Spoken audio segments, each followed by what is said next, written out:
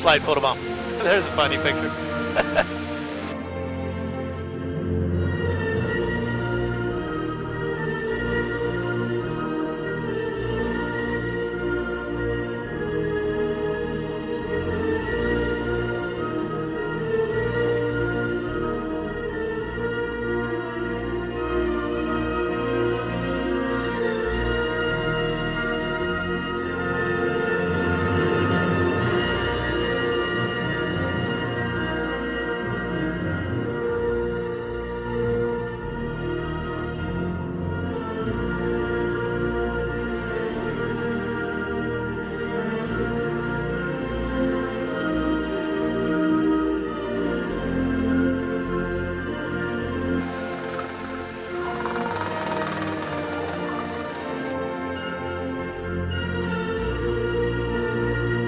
Welcome to Jurassic Park.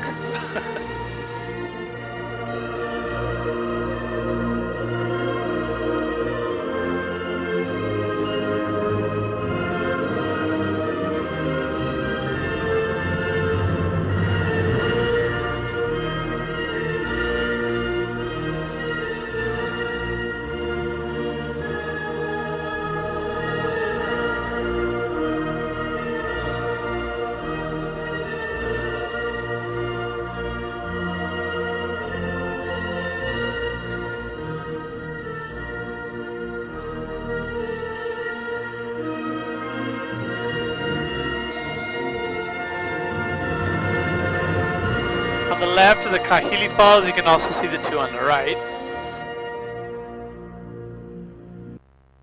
Also notice all the trees in this area broken off by Hurricane Iniki. That hit the island in 1992, a Category 4 hurricane with 174 mile-an-hour gust.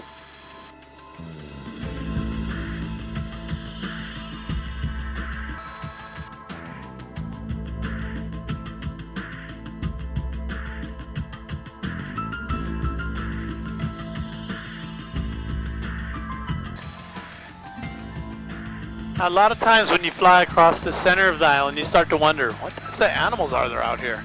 When the first Polynesians came here from the Marquesas Islands near Tahiti, south of us, there was only two mammals here, monk seals and hoary bats. So they brought with them dogs, pigs, and chickens. Have you guys seen any chickens on Kauai? Yeah. Well, you have a chance because you might be excited to know we have about 420,000 chickens on Kauai. There's only 70,000 people. Simple math shows us there's about 6 chickens per person here. We have a running joke why we have so many chickens, of course, is because there's only one KFC on Kauai. But we also have about 300,000 wild boar. Typically the pigs are coming out in the evening. You might see them on the side of the road. You might see them in the road just before it gets dark.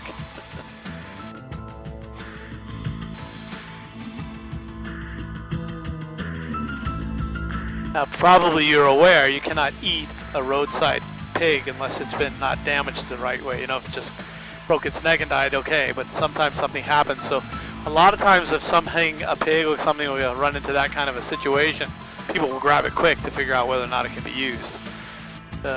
Pigs are highly valued here. People want them, they like them. They even have pig hunting activities. People say, oh, I want to do things locals do. I say, go pig hunting. They'll ask you if you've ever done that before, and you say no. They hand you a rifle. You say, well, you know, I've hunted deer in my life, and they give you a compound bow. But then they'll say, you want to do it Hawaiian style? And they give you a knife. I think it's kind of funny. They even have combinations, pig hunting and snorkeling. Take a look at this valley. It's called Olokele. Remember the last valley was bought for $15,000 in gold? It included this entire valley as well. 51,000 acres of land for $15,000 in gold that they still own today. This one's called Olokele. The right side is the green side, the left side the dry side.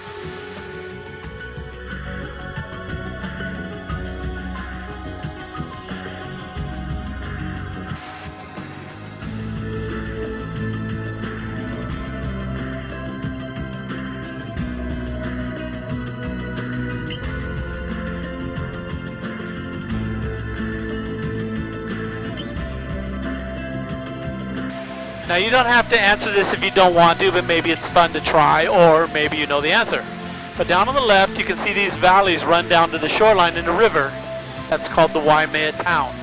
That's where one of the most significant events in Hawaiian history occurred. Anybody know what that might be? This is where Captain Cook accidentally discovered the islands in 1778. He was trying to find a passage above Canada. He would leave England, go around South America, turning north for Canada, Alaska. He runs into Kauai right there. He's like, hey, check this out. And he leaves. He goes to Alaska. Now he gets up there and runs into the ice, which today we know you can't do. He didn't know. So he thinks, well, maybe we'll come back in the summertime because they were sailing for 2 or 3 years at a time. We'll go come back. So he decides to come back here and check out the islands that he found. This time on his way back, he discovers the island of Hawaii. He lands there, gets into a conflict with the Hawaiians, and loses his life at Kealakekua Bay.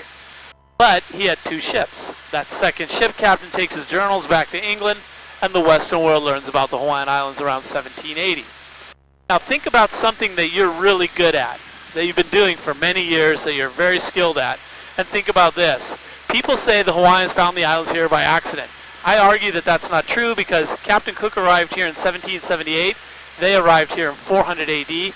That's 1,400 years they were traveling across the Pacific before Captain Cook showed up. They absolutely, without a doubt, knew what they were doing. And I can tell you how they navigated around the islands if you'd like to a little later.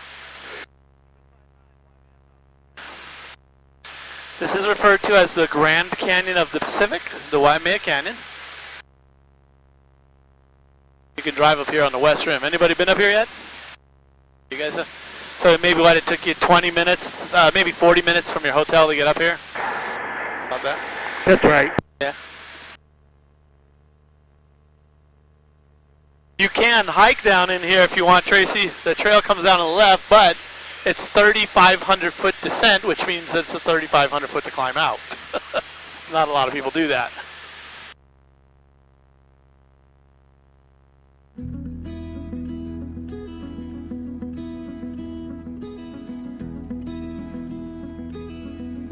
We have 3 canyons going east to west. We just passed a little one called Wailai, this one's called Kauai, and the third one's called Po'omau.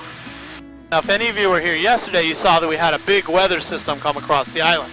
It's now on Maui, but that resulted in a lot of rainfall on the top of the island, which runs through a river up on the top and is dumping in the back up here. So I want to show you a waterfall called Waipo'o.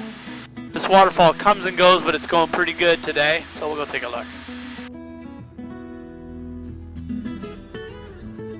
If you wanted to hike here, it's about a 40-minute hike from the second lookout.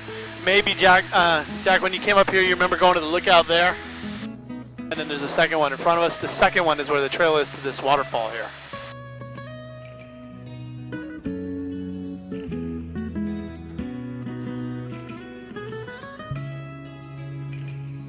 What I'm going to do, Darcy, is I'm going to bring this around for Tracy and Jack, and then I'll bring it around for you and Kevin. As we go in towards the fall, look for people up on the top, particularly in the left on the trail there, at the top of the falls.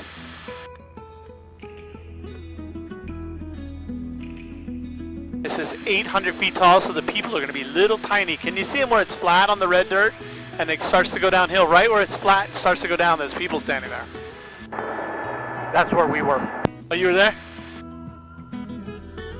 Well, here's the fall. Now you can see it.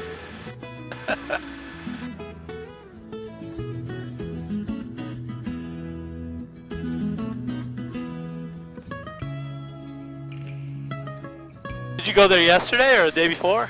It was a couple days ago.